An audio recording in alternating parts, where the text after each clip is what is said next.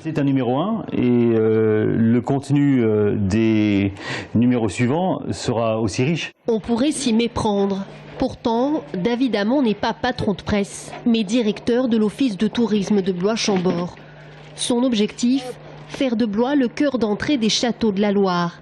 Et pour y parvenir, il emploie les grands moyens. C'est un magazine qui fait 100 pages et qui sera diffusé partout en France en fait, avec un renfort plus important sur les bassins émetteurs forts. Quand je dis bassins émetteurs, c'est la provenance des visiteurs les plus nombreux. Je pense au bassin lyonnais, je pense bien sûr à la région parisienne, tout le Val-de-Loire bien entendu, et puis la région toulousaine et bordelaise. Du marketing territorial qui vise à faire émerger une marque créée il y a 2 ans et demi.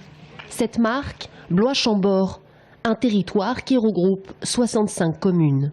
Pour faire émerger une marque, on a beau avoir les meilleurs, je dis souvent qu'on a beau avoir les meilleurs yaourts en goût, si on ne fait pas de la communication pour dire que ces yaourts existent, personne ne les achètera. Mais qu'en est-il des châteaux situés sur le territoire du département d'Indre-et-Loire? Si le magazine promet d'y consacrer certains articles, la ligne éditoriale se concentre majoritairement sur les châteaux de Blois-Chambord.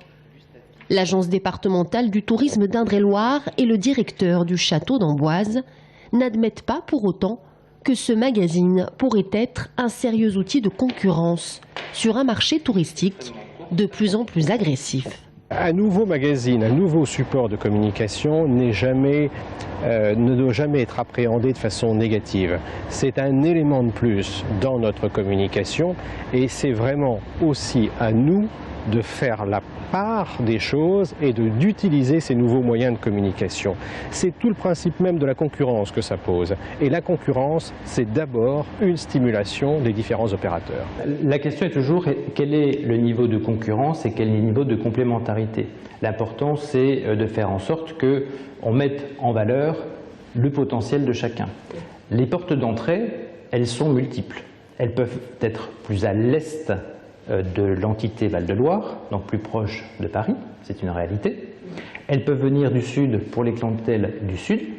Elles peuvent être centrales, et je pense notamment aux nœuds ferroviaires que représente la Touraine avec Saint-Pierre-des-Cortoux. Le discours reste cordial et conciliant.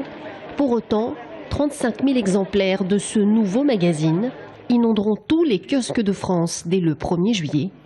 Vendu à 5,90 €, la destination Blois-Chambord pourrait bien voir son indice de fréquentation boosté ces prochains mois.